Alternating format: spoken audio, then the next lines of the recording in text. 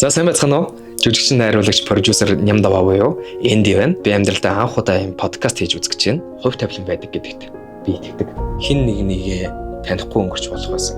Тийм учраас өнгөрсөн 30 жилийн хугацаанд учирсан тэр хүмүүс миний амьдралд хэрхэн яаж нөлөөлж исэн, юу сургаж исэн, ямар өөрчлөлтүүдийг хийж исэн талаар өмнө хэлж чаддгүй байсан зүйлүүдээ хэлж хуваалцах чаа. Бас баярлалаа. Уучлаарай гэд камерын өмнө анх удаа ярьж үзэж байна. Тэгээд энэхүү подкаст маань таалагдвал дэмжиж лайк, шеэр хийгээрэй, комент бичээрэй. Авхаа авч хайхаа яриа. Баярлалаа.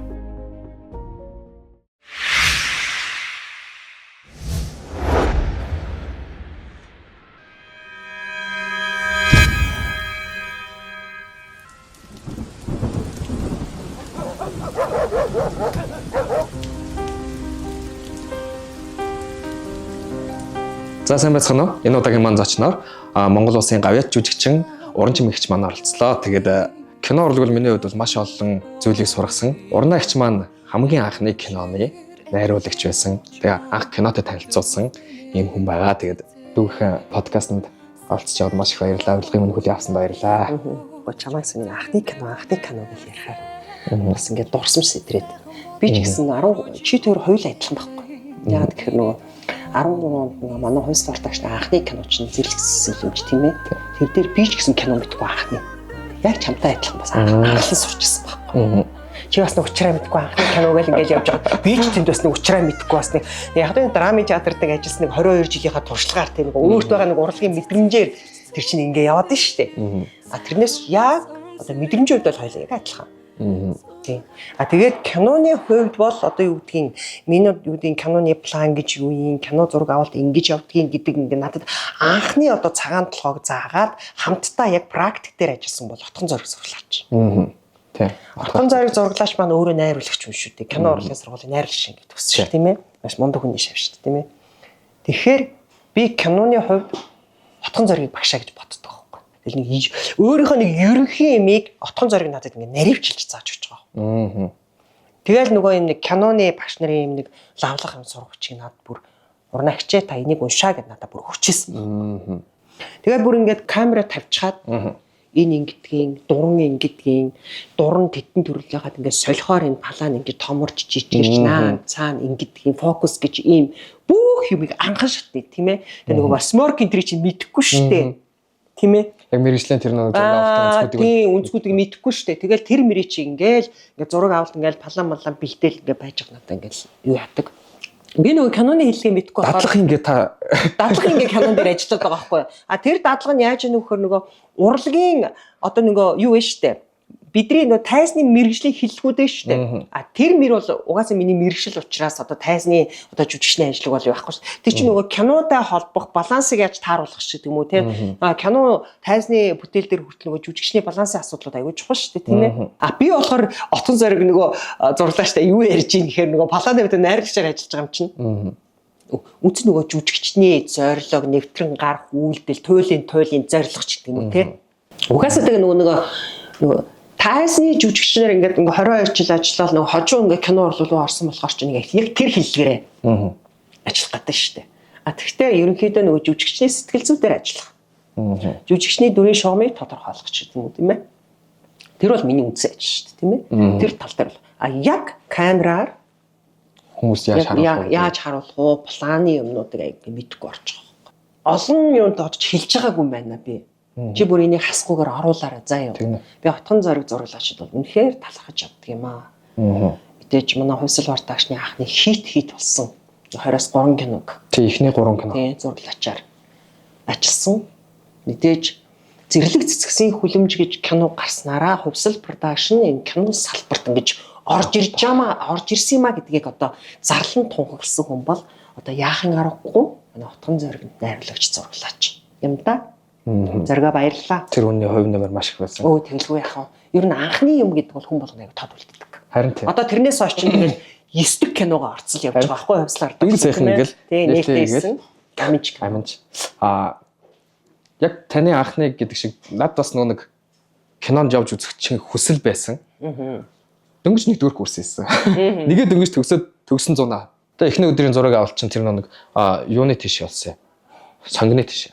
За. Тэгээд тэр үед бол тантай ингэ нүүр тулах ямар боломж бол байгаагүй. А согны тийшээ байж байх яг үгүй зэрлэгсэн юм чи эхний нөгөө бороотой ачлалгын зураг авалтыг чи зэрэг дээр авсан. Тий. Тэр үеү дээр ерөөсөө нүр тулах боломж байгаа. Тэгэл ямтаач туслахаар ингэ явж байгаа л тэгээд амар гой санагдчихсан. Тэр эхний 2 өдрийн зураг, эхний өдрийн зураг авалт амар гой тусцсан за. Батсан. Тэгээд кинонд явах чин хүслээс учраас туслах арын албан юуч хийсэн яах вэ гэдэг. Тэгээд натурт бид нэр Эрдэнэ сум руу явжсэн. Тэгээд айгүй гой дурсамжуулжсэн. Маш их юм сурсан. Би чинь зураачийн баг нь юу гэдэг юм бол гэл ингээ туслаа сураад. За найруулагчийн баг нь ингэт юм байна. Зураглаачийн баг нь ингэт юм байна. Гэрэлтүүлэг нь ингэт юм. Бүх юм ингээс анх удаа ингээ үзэж байгаа. Бүх юм ингээ шин тэгэл нүд нэгдэж байгаа. Анх удаа би кино зохиол уншиж үзсэн. Шинжэнгөө уншсан. Өдөржингөө ажиллаж шинжэнгөө нойргүй байж. Амар гоё мэдэмж. Зохиол гэж ийм байд юм ба шүү дээ. Ингэж задлалтай юм ба шүү гэдэг юм тэгээд. Тэгэд энэ бүхэн юу вэ гэхээр нэг над кинонд дурлах бүр илүү их юм хүч өгсөн баг.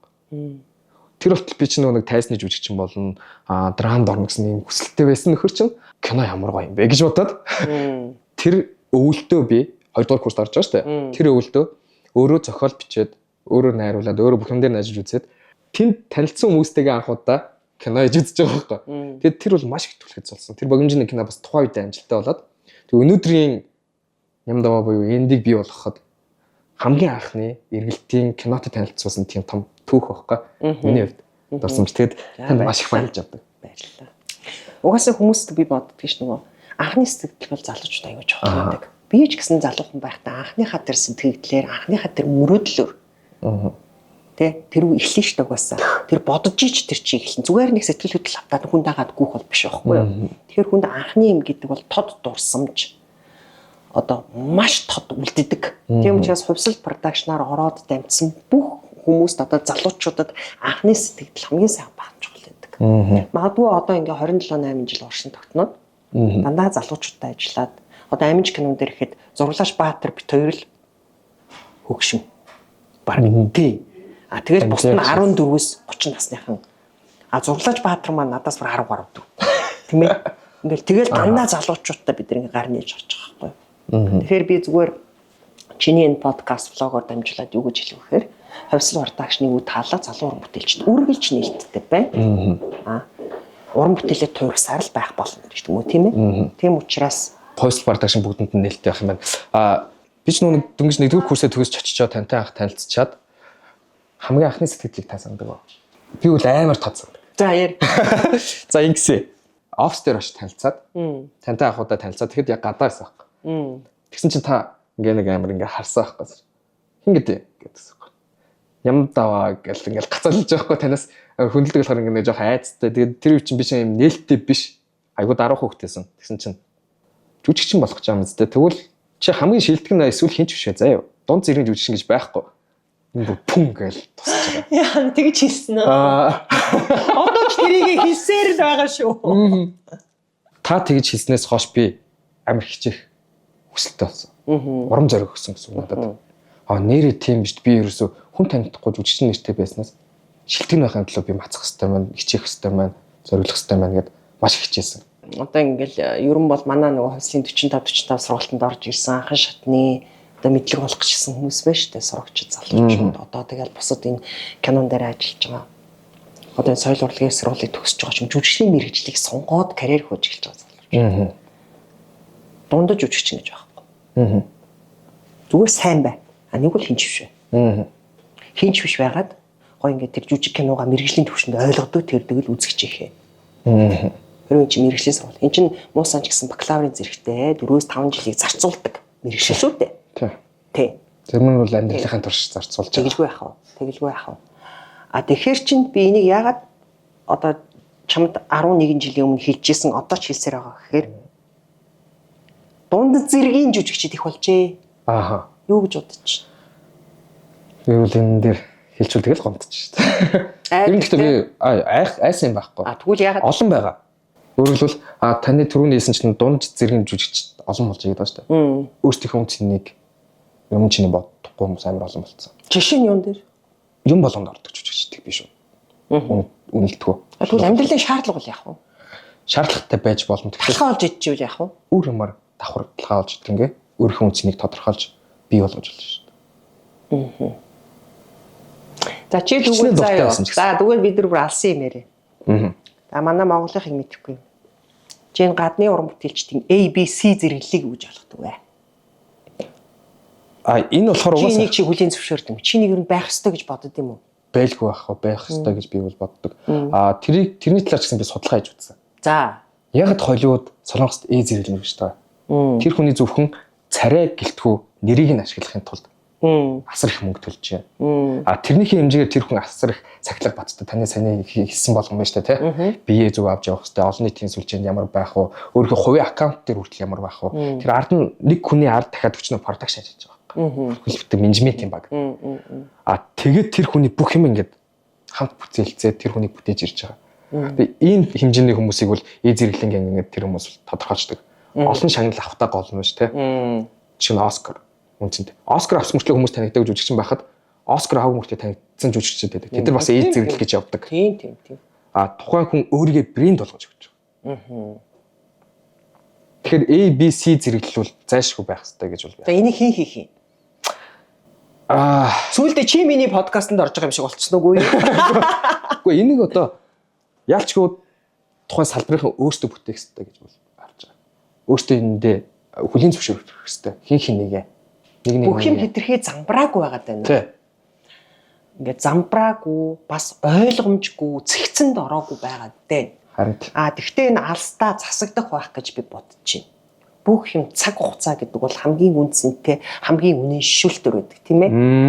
Тэгэхээр угаасаа тухайн жүжигчин өөрсдөө хөгжүүлэхгүй бол өөрсдөө эрэлттэй байхгүй бол бүх тэр одоо саяны яриад байгаа бүх юм хүссэн хүсээг үзэгчдээс нэхэгдэх баха. Одоо үзэгчд маань ч гэсэн мэдэрдэг болсон. Тий. Тэгэхээр нөгөө хаана гэдэг шиг тий. Альваад чансаа гэдэг юм байдаг шүү дээ, тийм ээ. Бүх салбарт уусаал тийм л байдаг. Тэгэхээр урлагийн салбарт биш дээ. Би нөгөө жүжигчний ажлыг биш дээ 50 байсан ч 55 та болсон ч заавал заахал байнга нөгөө хөгжиж явах хэрэгтэй гэж байна. Хувь хүн өөрөө асар хөгжиж явах хэрэгтэй. Байнгын формт байх хэрэгтэй. Байнгын форм гэдэг нь юу юм бэ? Өөрийгөө хөгжүүлэх. Би бэлдаар өөрийнхөө хөгжүүлэх мэдрэмж, сэтгэл зүй, одоо дуучин хоолойны форм тийм ээ. Тэгэхээр жүжигчийн бүхэл формт байх хэрэгтэй шүү. Сэтгэл зүй, дуу хоолой, бие тийм ээ. Одоо бүхэл юм формт байх хэрэгтэй шүү. Яг л бидний мэрэгжлийн онцлог тэр юм чинь. Бидний хүмүүс харж ийн, үзэж ийн, бидрээс үлгэр дуурайл авч ийн. Бид өөрсдөө ёс зүйтэй байх хэрэгтэй. Бид өөрсдөө этиктэй байх хэрэгтэй. Энэ бүх юм цогцоороо байх ёстой. Гэж миний хувьд л ойлгодог. Би бас яг тэгж боддог. Тэгэд тэрнийхээ хэрээр үнцэнтэй байдаг. Гэхдээ яагаад чи надад нэг л бодол байдаг. Аливаад одоо мэрэгшлийн гэдэг үг ба шүү дээ. Одоо би бол бараг л энэ урнастан нэрээ намаараа зүгтээ мэрэгжлийн гэдэг үртэл бүр ядаргаа болтол хэлэх юм аа гэж боддог баг. Гэхдээ мэрэгжлийн гэдэг үг бол заавал байдаг тий мэрэгжлийн байгууллага гэж байгаа. Тэгээд миний хувьд бол би юу гэж боддог вэ гэхээр би тайзан дээр тоглодог жүжигчнээс маш их өндөр мастерство буюу ур чадвар шаарддаг. Тайзан дээр жүжигчин хүн формыг барьдаг. Мэдрэмжийг барьдаг. Тайзан дээр тоглодог жүжигчид бол бүгд мэрэгжлийн гэж миний хувьд ойлгодог. Нэрд гарсан гараагүй нь хамаагүй шүү. Яг л тэд нэр бүх бие, сэтгхүү, хэл, яриа, дусал, хөлс, харц, нуус, нулимс тэрийг бүгдийг амьдаар нь тайзан дээр шууд тоглоно. Тэнд муу байх хэрэг байхгүй. Тайзан дээр нэг муу тоглолцоод хоёр дахоос нь би сайжруулаад тоглоно гэсэн ойлголт байхгүй. Манай одоо миний найз ардын жүжигчин оюун дээр хийсэн үг гэдэг байхгүй юу? Анхнаасаа эхний тоглолтоо хийхдээ л сайн байх хэрэгтэй. Тэр тоглолтоос тоглолтод сайжирна гэж бол байхгүй шүү. Та тайзан дээр тоглож байгаа мэрэгшлийн жүжигч юм бол бэлэн форм нь дээд зэрэгтэй хүртсэн яг тэр амьд тоглолтыг ингээ хүргэх л ёстой. Энийг ч кино яах юм? Кино бол дублтанд нэг болчиход дубль явдаа 20 дубль явлаа. Чиний тэр 20 авсан махын нийдэж авсан дублийг чинь хамгийн шилдэг дублийг сонгоно угаасаа. Уучлаарай тайзан дээр тоглох кинон дээр тоглох ялгаа ийм шүү. Энийг бол энгийн үзэгчид тэр болгон мэддэггүй маа. Тэд нар бол байнгын форум бэлэн байх хэвээр, форумд байх хэвээр. Хэрвээ 10 жил тийм байх хэвээр бол 10 жил, 20 жил тийм байх хэвээр, 20 жил тийм л байх хэвээр. Тийм учраас ер нь бол дэлхийн ямар ч орны одоо юу гэдэг академик төвшний жүжигчид бол тайзан дээр тоглохыг, тэнд сорилтонд орохыг бүгд хүсдэг баг. Харин тийм байсан. Алдартай одоо шиг Холливуудын жүжигч хүртэл тайзан дээр өөртөө сордог гэжсэн. Тийм л байх. Сая олон улсын тайзан дээр тоглож үзлээ. Гайхамшигтай мэдрэмжүүдийг олон авсан баг. Тэндээс нэг жоох хуваалцаач. Тэгээд тэрнгээрээ дамжуулж яах нь гэхээр өөр олон залуучуудад ирээдүйд нь зориг тайзны тэр тайзан дээр тань шиг ингэж тоглож үзэхээс гэсэн зориг тавигдаж магадгүй. За миний хамгийн нөгөө юу гэдгийг баярлсан талархсан юм бол мэдээж энэ Монгол хаан жүжигийн цэцэр хатны дүр дээр ажиллаад тэр жүжиг маань одоо жил ахс юм ч юм одоо бараг 2 жил болсон юм да. Тайзны хувьд бол одоо ноён өргөн шүү дээ, тий? Английн Лондон West End Колизеум театр 2500 оны судалтай. Тэн тоглох мэдрэмж мэдээж гоё. Гэхдээ надад хаа газрын энэ давцсан тайз миний хувьд бол адилхан. Хэрвээ та өөрийгөө мэргэжлийн жүжигчин гэж бодож байгаа бол Английн Лондонгийн Колизеумын тайз давцсан ч гэсэн зүгээр манай нэг хөгжим драмын тайз давцсан ч гэсэн адилхан. Тэгэхээр миний хувьд бол тэнд бол яг л драмын театрын тайзан дээр өдөр болгон тоглолтоо хийж байгаа юм шиг л тийм л мэдрэмжээр ажилладаг. Тэрнээс биш би нэг гид нэг 2500 хүн харангуйтаа гэж салгалаад чичрээл тэгэнгүүтэл те энэ гоё тайзан дээр би илүү сайн тоглох ёстой ш гэсэн тийм бол байхгүй шүү дээ. Яг адилхан. Мэдээж юу нь ялгаатай вэ гэхээр энд 650 хүнд тоглох драмын театрт тэнд 2500 тоглохтой нөгөө дамжуулах балансын хувьд илүү томроо явчихна л гэсэн үг. Тэрийг би мэргэжлийн жүжигчний хувьд бол техникийн хувьд бол балансаа харуулна л гэсэн үг. Илүү хүртээмжтэйгээр өөрийнхөө тоглолтыг хүргэх тэр чинь тодорхой нэг зарчим техник гэж байгаа шүү дээ. Тэрүүгээрээ л тоглоно. Мэдээж сайхан англи хэл дээр, монгол хэл дээр Монголынхаа бүтээлийг дэлхийн тайзан дээр тоглоно гэдэг бол хүн болгонд л мэдээ сайхан санагдана. Гэхдээ миний хувьд бол нэг өхөөрөө төгжөөдсэн юм бол алга. Тайзны хаяугаар тэр сайхан тайзан дээр гарсан баяртай хэрэг, хүндэлтэй хэрэг би ажиллаа л хийж байна. Хаанч тэгэл ажиллаа л хийж явна. Тэ.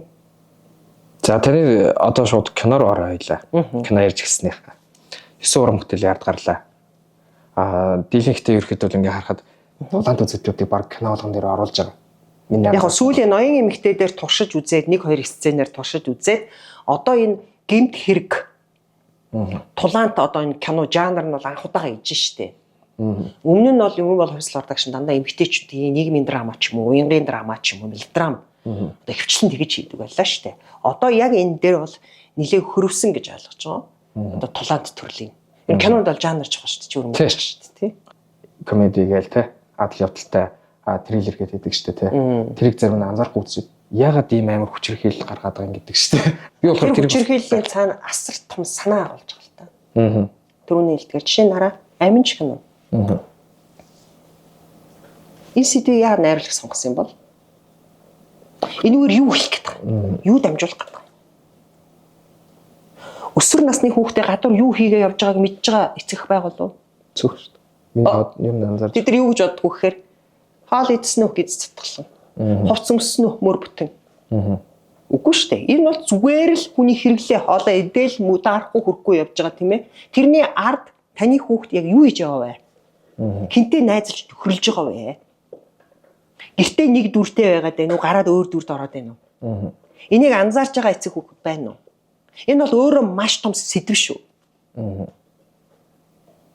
Би харин бас нэг өөрөө 10 жилийн хүүхдүүдийн тухай кино хийжсэн болохоор тэрэн дээр бас эцэгчүүдэд анзаардгүй зүйлийг киноор дамжиж гаргахыг хүсэж байсан байхгүй. Тэрийг ойлгох хийж аваад гоё хүлээж авдаг. Үзээд нэрээ манай хүүхдүүд байхгүй ингээд зодон цохоо гэдэг ингээд асуудалд ороо авчиж байгаа багтаа гэдэг. Ойлгох хүмүүс нь хүүхдүүдэд зодон цохоо сурталчлаа гэж хүлээж авдаг байхгүй. Яг кинон дээр дүн шинжилгээ хийж хүлээж авна гэдэг бол тухайн үзэгчийн одоо юу гэдэг асар их боловсрал, асар их мэдрэмж аюул чухал байдаг.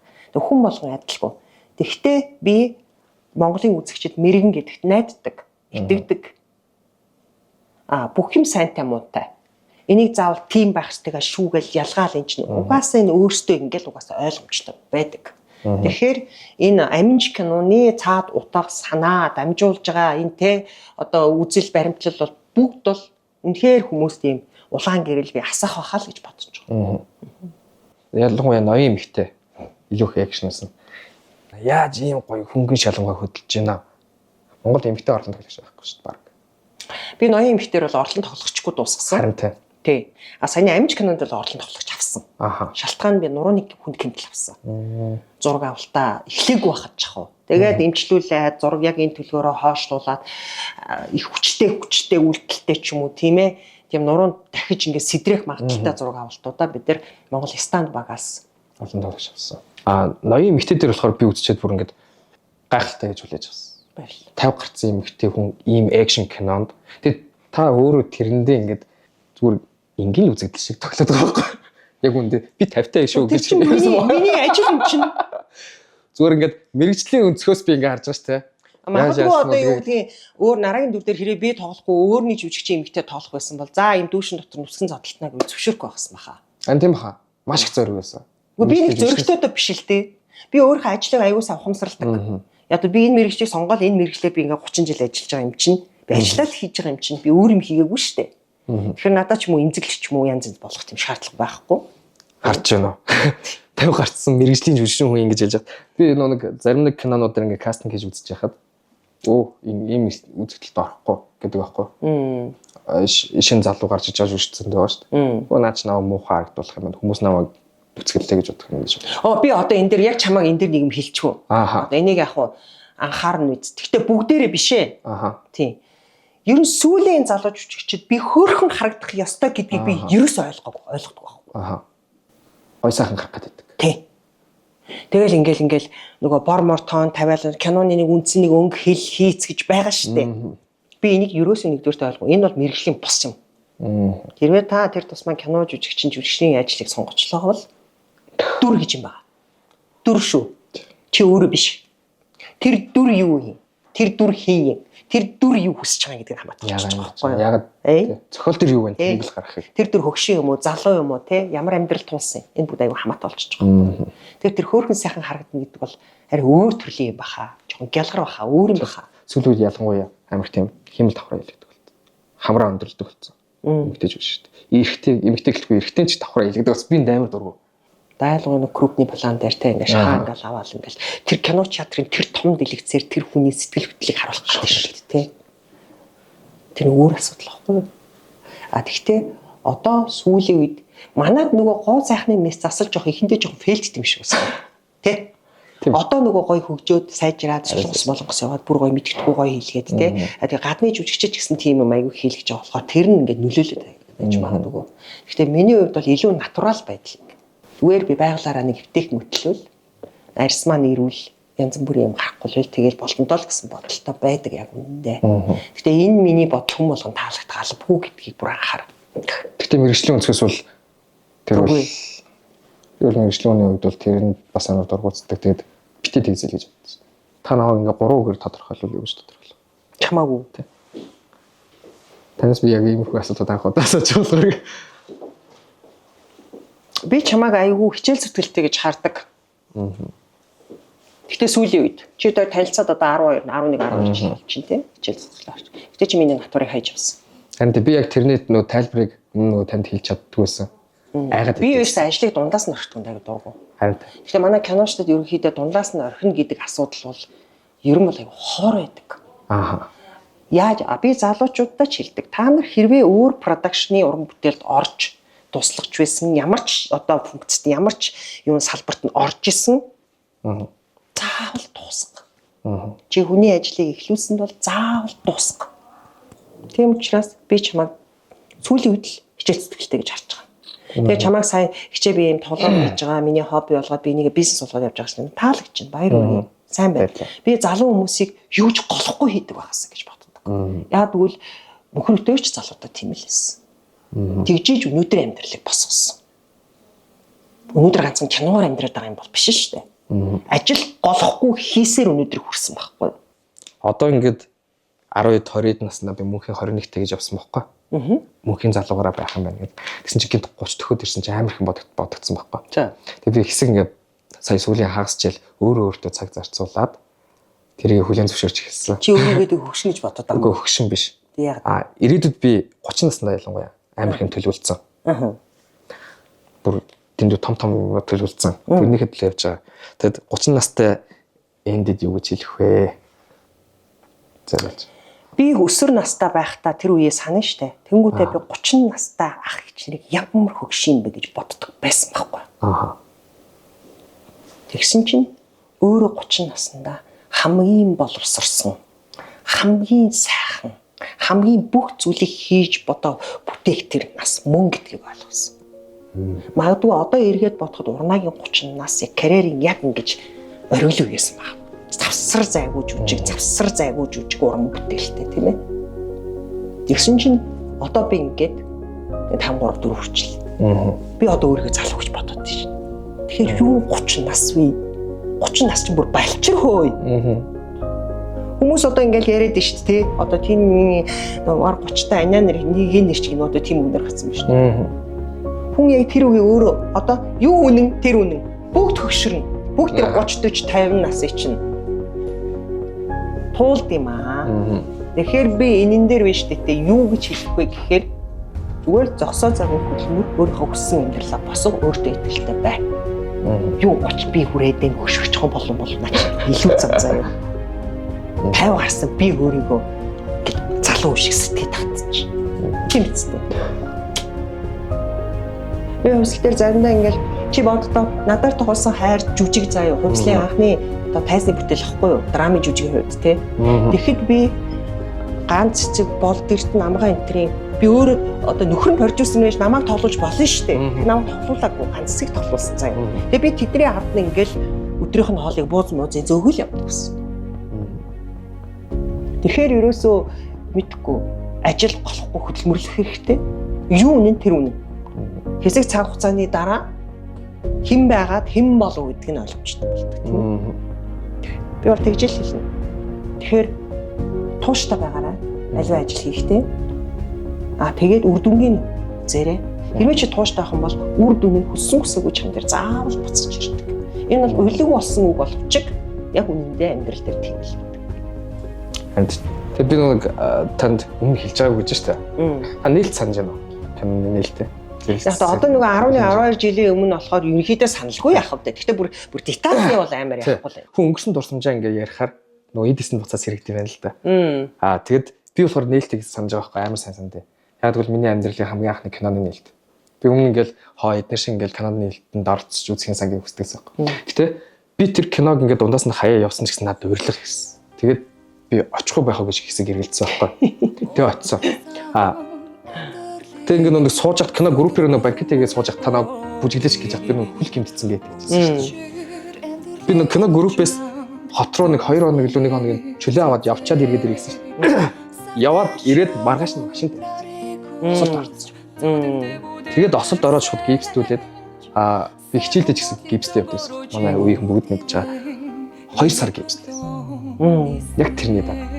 Тэрнээс үл би болохоор нэг эхлээс юм заавал дуусгах төлөв шүү дээ. Хэцүү байсан ч гэсэн дуусгах төлөв. Тэнгүүтээ тэрийг тань нөгөө хийлч чадахгүй яваад идэг. Танаагч хийлч чадахгүй. Тэгээ яг нээлтэн дээр очиход яг гипсээ авцсан байсан. Тэнгүүтээ өөрөө чөлөөтэй хишгэж чадахгүй. Тэгээ тайм байхгүйгээр. Тэгээ бүжиглэхгүй байсан юм байна. Тий. Тэрнээс үл та наваа бүжиглэж бүжинд өрсөн шүү дээ. Тийм одоо нэг юу гэх юм мөчлөг ингээд таарсан. Тэнгүүтээ би ч яаж яах нэг тийм тухайд айгуу тийм нээлттэй биш байсан учраас тэрийг хийлч чадахгүй айгаад идэг хэлчихвэл яаж юу гэж бодох вэ хэлсэн ч ойлгохгүй байхдаа гэж бодож явж байгаад яг одоо ингээд тэрийг тайлбарлах хэлэх юм бас завшаа болж байгаа. Тийм бас зайлглаа. Тэр дундаас тааж явсан доочлаарай. Зүгээр олон жил өнгөрцөн биш. Тий.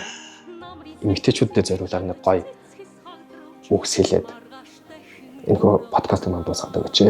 Дэлхийн ертөнцид амьдарч байгаа бүх эмэгтэйчүүдийг би хүчтэй үзэсгэлэнтэй гэж хэлэн мэдээж тийм ээ. Бүгд өөрийн гэсэн нэг онцлогтой төрхтэй, өөрийн гэсэн үзэсгэлэнтэй байдаг тийм ээ. Үзэсгэлэн хөөрөх мэдээ ганцхан царай цус биш шүү дээ тийм ээ. Тэр дундаа манай Монголын эмэгтэйчүүд илүү хүчрэх юм шиг санагддаг. энэ байгаль цаг агаар туулсан үг түүхээ бодохоор ингээд яалтчгүй Монгол эмэгтэй хүн бол ямар ч байсан л ямар нэг юмны арга ивийг олгодог бүх юм дээр анхаардан зэрэг төвлөрч ажлыг амжуулдаг маш их хүчтэй эмэгтэйчүүд байдаг. Нэг генүүд юм байдаг баха. Ихаадын хаттуудаас олчдаг юм уу тийм ээ? Атан ухаан гэдэг үг чинь тийм.